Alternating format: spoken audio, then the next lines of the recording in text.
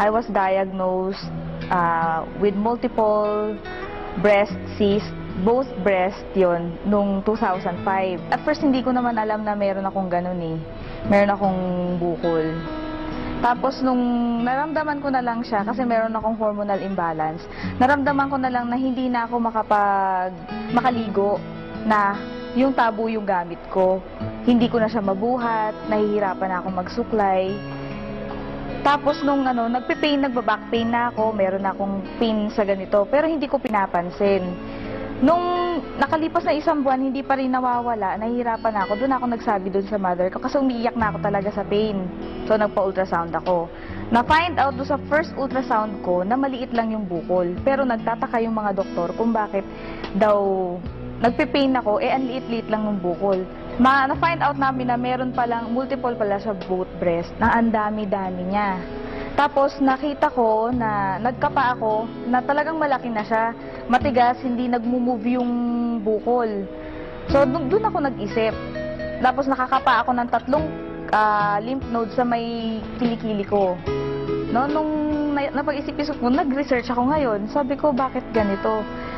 Yung nafe-feel ko, sabi ko, hindi nakatulad nung dati na mas lumala yung pain eh. Hindi ko na siya matiis. Nagpatingin ako ulit do sa doktor. Sabi niya, nasa stage 1 to, sabi niya ganyan. So advice nila pabiopsy ko para malaman nila kung yung talagang bukol na yon, yun lang talaga siya, kung iisa lang talaga siya. Tapos yung mga ibang bukol sa kabila na breast ko, kung malignant na rin. Sabi ko, natatakot ako. Siyempre, nag-work din ako sa hospital before. Sabi ko, ayoko magpa-biopsy. Tapos may pinatingnan na naman ako another doctor. Sabi niya naman nga, stage 1 daw talaga yon. Kasi nakita na nila yung itsura. So, doon ako naniwala. Hindi na ako nagpa-undergo ng biopsy. Binigay na nila ako ng medication. Sabi ko, hindi ko na-feel na yung medication na binigay nila sa akin, nagtitake effect. Nagpunta ako sa herbalist, binigyan niya ako ng mga products ng herbal, tapos yung nag-undergo ko ng 1 year na puro vegetarian diet lang.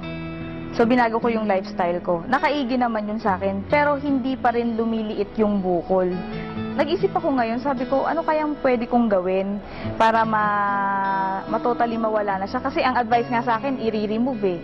Siyempre, dalaga ako. Nakakaano naman yun, wala kang breast, kadalaga mong tao, di ba?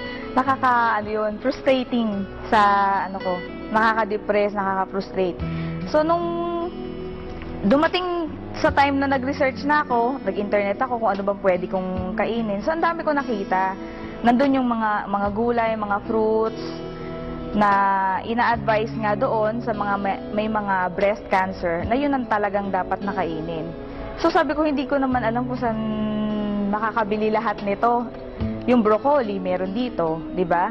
Yung mga ibang fruits na nandoon sa internet, available dito pero hindi lahat meron. Doon ako nag-isip, sabi ko, paano ko makakain to lahat? At saka mahal-mahal niya. Until such time na dumating yung yung kapatid namin sa church na binibigay nga nila sa akin to, yung Alive. Ini-introduce nila sa akin yung Alive. Nung una, skeptic talaga ako. Tapos nung pinakita nila sa akin yung pinaka-literature, doon ako nagulat. Kasi lahat ng ni-research ko sa internet na dapat nakainin, nandoon lahat. Eksaktong-eksakto. Kaya sabi ko, wow, sabi kong ganyan, grabe naman to, sabi kong ganyan. Kung gano'n, hindi na ako maghahanap ng kakainin ko, pwedeng ito na, sabi kong ganyan. Nung coffee pa lang yung pinasubok nila sa akin, talagang sobrang sumakit, no? Nag-take ako ng coffee, di ba yung coffee natin meron ngang Alive? Talagang sobrang sakit niya. Napakapit nga ako sa sa wall, tapos pinagtatawanan nila ako kasi nga, sabi niya ganyan, yan pa lang ang tinitake mo, nagpe-pain ka na. Sabi niya, ibig sabihin yan, reaction.